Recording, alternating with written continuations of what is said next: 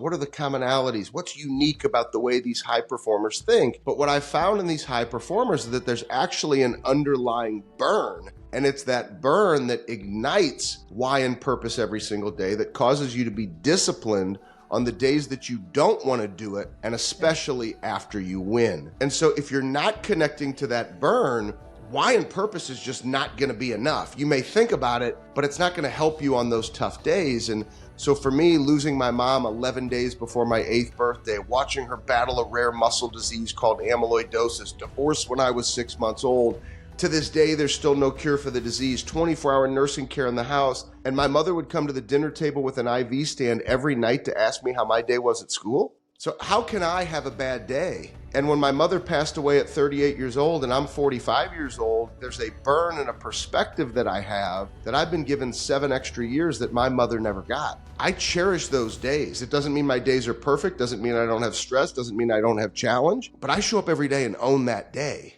And that's the burn for me.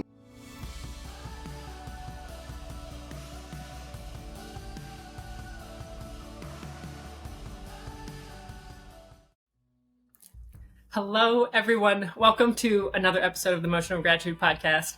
I am so excited and so honored to have the guest that I have today. I hope you all are ready for this conversation because it is truly just such an amazing opportunity to have this guest and really to dive into these topics that I want to talk about today. So before I really dive into his bio, I want to introduce you all to Ben Newman. If you don't already know Ben, thank you so much for being here today. Oh, Shannon, thank you so much for having me, and so excited to be with you. And you know how I feel about you and Matt, so this is awesome. Very excited. It has been, we were trying to figure out, I think it's been 15 years that you've known Matt. It has been 15 years since he picked me up when I was giving a speaking engagement in Philadelphia. And we had an amazing, honest, raw conversation, and it's gone fast, but it's been a special relationship. It is, it's funny to look back because I don't know if you remember this, but actually when I started, so I was an intern at Northwestern, and when I started full-time, the first day that I had my, going into the office for my full-time, I woke up to a text message from you that said, go get him, get after it. And it was like, I am unstoppable. Ben's texting me to start my career. We're what do I have to lose? Let's go. So that's always just stuck with me, that text message. And it's yes, I've got this. So thank you for that. I feel like that was probably 15 years ago at this point. So it's been cool to kind of be, through your relationship with Matt, to kind of be a part of that and get to know you from there. It's been such a gift for both of us. So thank you. Thank you. You're welcome. Thank you. So if you all don't know Ben, I want to share a brief bit of his bio because there's so many incredible things. But so Ben is a renowned speaker, entrepreneur, philanthropist, the nation's top continual performance peak coach, an 8-time author, and his last 2 books, The Standard and Uncommon Leadership, are both Wall Street Journal bestsellers. Ben works with Fortune 500 companies around the world, business leaders, sales organization, and professional and collegiate athletes and Olympians in every major sport. His clients include Alabama football, Anheuser-Busch InBev, AstraZeneca, AFA Singapore, Army of the United States, Air Force Football, American Family Insurance, and those are just some of the A's.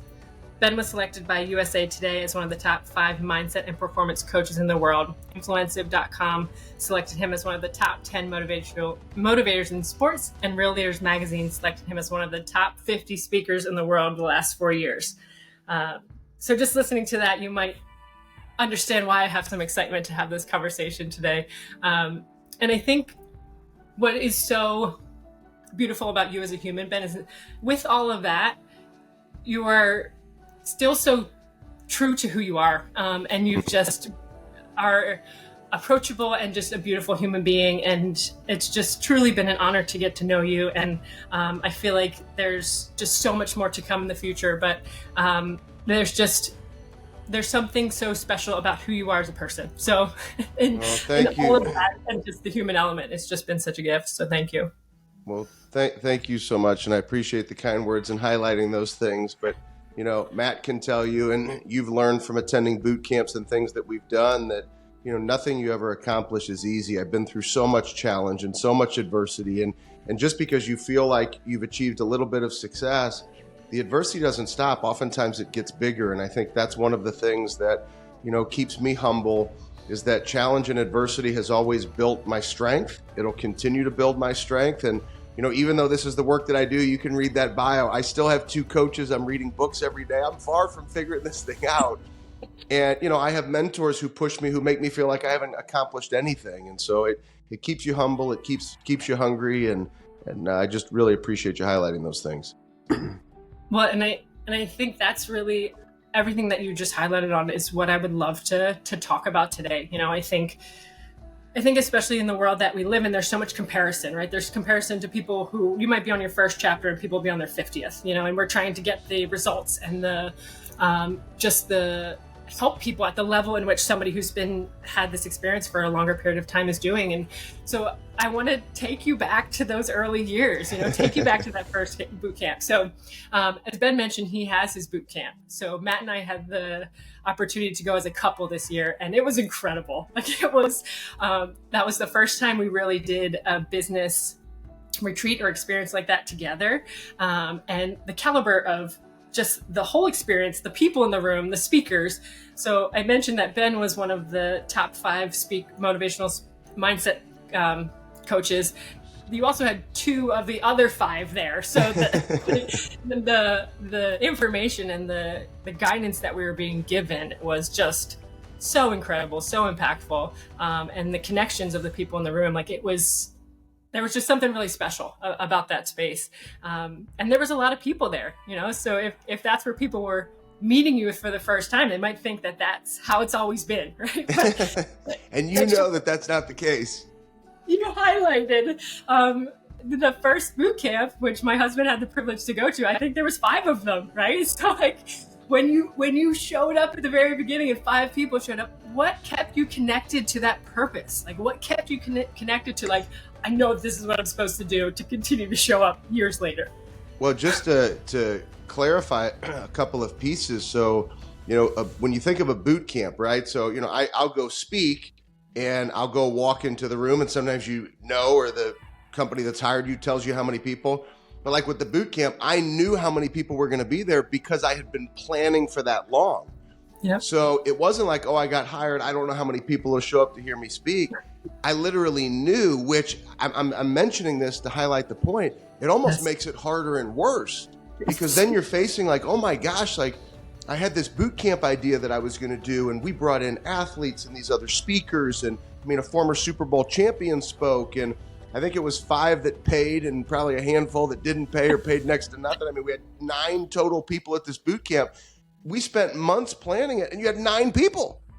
And, I think many people would say, why did I keep going? Just give them their money back and stop. The expenses, it doesn't take a rocket scientist to figure this out. 9 people, Super Bowl champion speaking, the expenses cost more than the revenue that was brought in.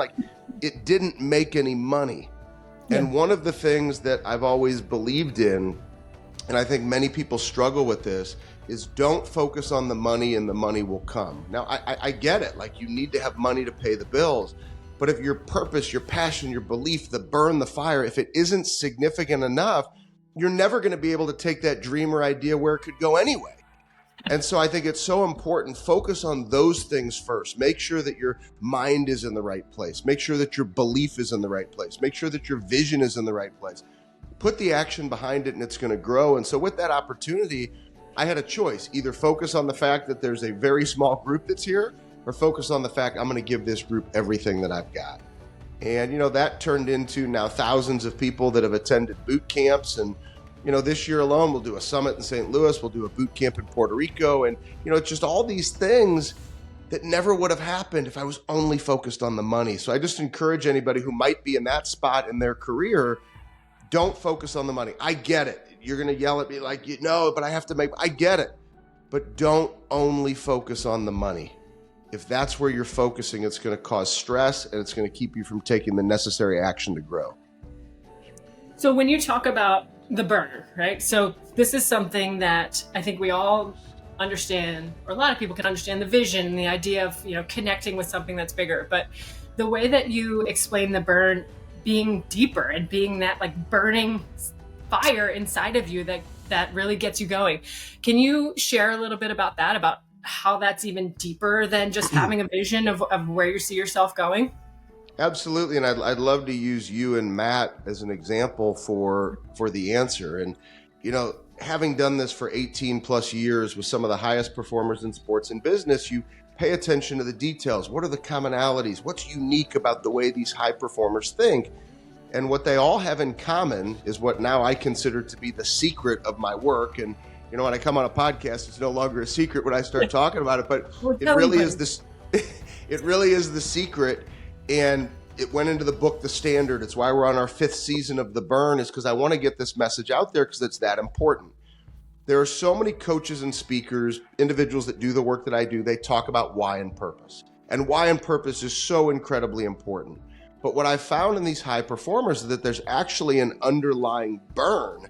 And it's that burn that ignites why and purpose every single day, that causes you to be disciplined on the days that you don't want to do it, and especially after you win.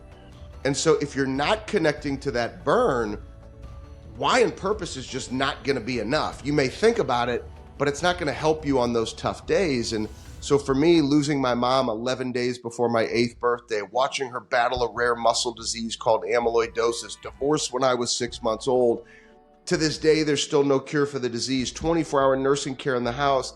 And my mother would come to the dinner table with an IV stand every night to ask me how my day was at school. So how can I have a bad day?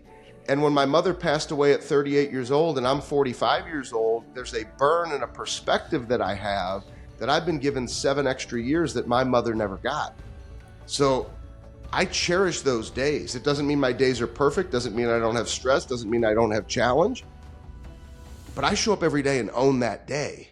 And that's the burn for me. When I think of my mother's name, Janet Fishman Newman, there's no hitting the snooze button. There's no getting back into bed. There's no skipping my workouts. There's no, eating poorly on days when are scheduled to be, great nutrition days. I do what I say I'm going to do. And so that's my burn. Now, that's not going to wake anybody else up. Maybe it's the sacrifice that your parents made for you. Each of your parents had 2 jobs just for you to be able to go to college. Or maybe you're sacrificing for somebody right now, and when you think of that sacrifice.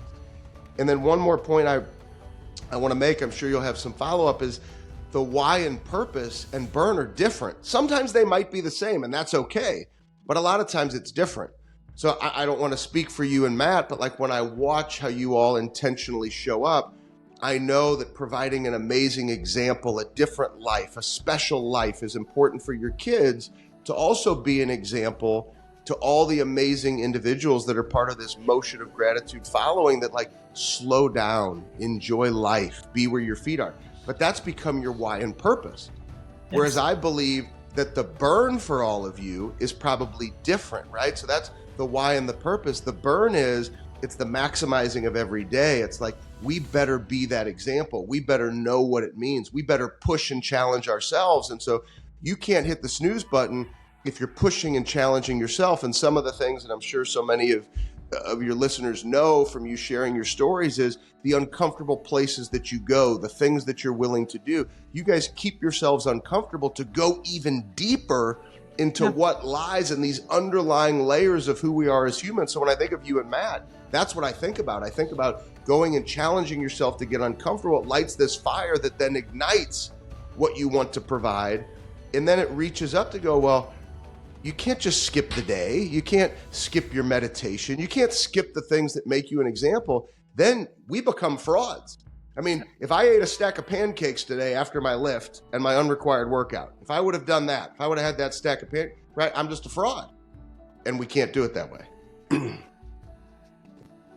Even just hearing you say it again, it relights it. And it does. It is that daily connection. And when you get so deep into it and you allow yourself to sit in it, like hearing your story about your mother and hearing your story about growing up and the impact that it had, it hits in a different spot than a why and a purpose, right? It literally hits in a different spot inside of you to say yeah, this isn't optional. It's not an option. This is my life. This is why I'm here. I'm here to live. I'm not here to just, go through the motions. I am literally here to step into my life and come at it from a place of purpose and a place of impact and support of people around me. So it's so powerful to think about it that way. And I think another thing that has been so helpful, and Matt and I talk about it so much, is the standard over feelings, and really getting into that piece, because we are a feeling family, right? Like, we want our kids to understand their feelings. Like, we want them to like be allowed to have feelings, and like there are things that we do, and there are things that are non-negotiable, and there are standards that we hold for ourselves as the parents, as a family. Like, there's just having that, even that concept and that thought process has been so powerful for us, because I think sometimes we can swing in, to one extreme or the other, right? It's like, no, there's no feelings in this house, so we just do things by the books, or it's like everything then becomes feelings. So this beautiful reminder of like standards over feelings is, it's not about not having feelings. It's about, in that moment when you wake up, what is the standard that you're setting for the day to be able to fully step into it? Which is so important, especially during this time of the year, the turn of the year, which so many people, they focus on the turn of the year. They focus on their resolutions. Like, the calendar doesn't care. Exactly. The resolutions, like, it's almost, when we say resolutions, you're almost setting yourself up to fail. Like, have standards to where it doesn't matter if it's January the 1st or if it's June the 18th. There's a way that you choose to live, because the way that you do one thing is the way that you do everything. I learned that in 5 years and a couple of national championships with Alabama football and Coach Saban. I mean, that's just the way that it is. So that's not a resolution to go out and want to win your year or to win a championship. That's a standard that you set, which comes with behavior. So that's why you can't allow your feelings to dictate how you show up. Doesn't mean you don't have feelings. I'm an emotional guy. You know that. But it's a standard. It's a standard that says, I'm going to win today, regardless of if I won huge yesterday, or if I was faced with so much challenge, I don't feel like doing it today. I'm just going to do it. And that's where the standards come in. And that's why, don't get caught up talking about resolutions. Don't get caught up talking about the turn of the year. Just create the standards, live to the standards, and take it one day at a time. What resonates with that too is like, even from the gratitude perspective, right? So if you're taking that time and you're focusing on saying, even after you win, to keep going, like, there's so much gratitude in that. It's like, I have this opportunity to continue to go and give and serve and, give everything I got, right? So then, rather than sitting in it and kind of letting life shift because you've kind of completed that task, it's like, okay, how does this just become a part of life? How do we have these amazing experiences and these amazing wins, and then allow ourselves to keep going and allow life to keep going as it is? So can I mention something, because it's interesting? Absolutely. Just something popped to my head as you're saying that. It's so true. It's almost, as you're saying that, it makes me think of just the importance of every little decision and choice that you make. So let's think about a big, delicious cupcake. I prefer the white cupcake, white icing. Used to be a chocolate on chocolate guy, but now I'm white on white. I love a really good cupcake. But I know that if I eat that cupcake, the spiral effect of eating that cupcake takes me to really bad places. I want more sugar than I want chocolate. Yes. So we innately know. Yes. Okay, let's say, so today's a Friday that we're recording. I don't eat cupcakes on Fridays. I really don't eat cupcakes any days unless it's a kid's birthday or something like that. I mean, I'm not a cupcake guy anymore. I used to eat them more often. Yeah. But if I look at a cupcake and know I can't eat the cupcake, it's really simple. In that one choice, don't eat the cupcake. And that's where you have to look at every little area of your life. So some people get so overwhelmed with all the decisions, just take it one day at a time. So if I'm walking through the grocery store and see this big, delicious cupcake, like, I'm not buying the cupcake. Yeah. So I know that sounds silly, but for all of you listening, stop buying the cupcake. Like, if you know, if I eat that cupcake, because the moment that you walk out of the store and you didn't buy the cupcake, we've all been there. The feeling of the win that you have because you have a standard that I don't eat the cupcake, that win is way bigger than how great that cupcake tastes. And you all know it, but we get caught up in our feelings and we eat the cupcake. And so I love that example because I really do like sweets, but I have to have this willpower to fight the sweets. I have to have the willpower, even though today was the 1,661st straight day that I've worked out for 45 minutes or more. I don't always want to work out every morning. I think people think, no, there's plenty of days I'm like, I don't feel like doing this. but I do it because that's the standard. I do it because Shannon and I pour into individuals like all of you that are listening every day. And if we don't do those things, then I'm a fraud, I'm a fake. And I won't do that. Yep. I cannot be a fraud and I cannot be a fake because I care too much about making a difference in people's lives. Yes.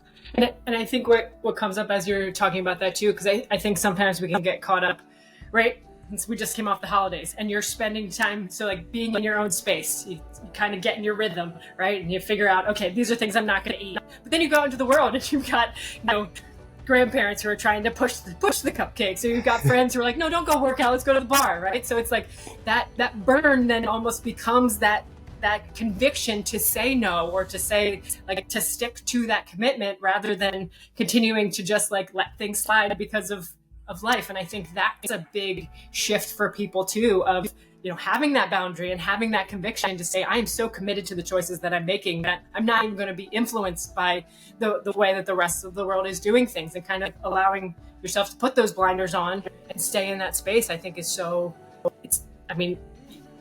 you can't really get to that place that you are trying to get to if you don't have that, if you don't really have those blinders and that commitment to yourself.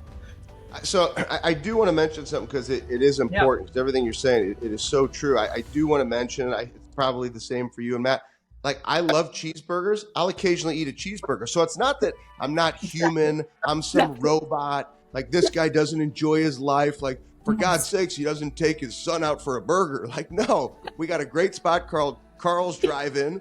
Over the holidays, we went. I had a triple cheeseburger. Now, they're one of those little thin burgers. I had a triple cheeseburger and a chocolate shake. I'm a human being, but I probably did that like twice last year. Right. So it's with hamburgers. There were other, some pizza here and there, but like, I don't cheat that way very often. It's very rare. And here's the other thing, you actually enjoy it more. I mean, if you're overweight and eating that way every day, you're not enjoying that life anyway. You tell yourself in the moment that you are. And I know that this is tough to hear, but I think when you care as much as I do about my work, I just want you to honor the standards, because the resolutions, they're not strong enough. That's where if you go to, I'm not going to eat cheeseburgers this year for then the moment you eat one cheeseburger, all the gates are open and you're eating cheeseburgers every day. I mean, that's just human behavior. Yes. Thank you for sharing that too. Because it's, on top of all this, talking about this burn and this really connection to that deeper fire inside of you. Another thought that comes up. So one thing that you do so beautifully that I don't see many people actually doing on a daily basis is your connection to people is authentic, and you continually find ways to actually respond and to actually connect people when you say you're going to, and actually follow through on things when you say you're going to follow through on it. How do you do that? How do you find an ability to do that in this world that's so overconnected? And I'm sure you're connected with thousands of people. So how have you been able to really continue to stay in that place of authenticity and follow through? I choose to care. It's probably number one. It's important to me. I recognize that every relationship, I wouldn't be where I am if it wasn't for individuals along the journey that were there for me. I mean, when Matt picked me up to go speak in Philadelphia at the financial firm that he was working for at the time, I don't even remember what I got paid for that talk. But I know for a fact, all those years ago, back in 2008, because I relatively remember what my fees are, I get paid like 50 times what I did back then in order to speak, which seems just crazy to me. But does that mean that, Matt was from the old days when we did that, right? So I'm not going to, no, I genuinely cared about Matt. We built an amazing relationship. He opened up to me in that car ride. So I think the most important thing is you always remember those that have supported you, those that have been there for you. He attended the first boot camp. Now, boot camps are a little bigger, better experiences than back in the day. He came to St. Louis. Now, Puerto Rico this year, Vegas. We've done them in so many different places.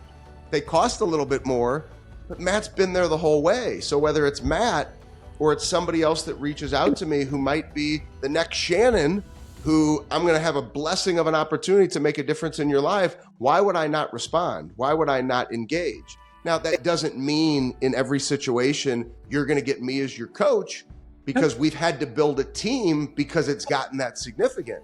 But our team is going to make a difference, and you know that. And in some situations, this actually brings up an interesting point without disclosing personal things.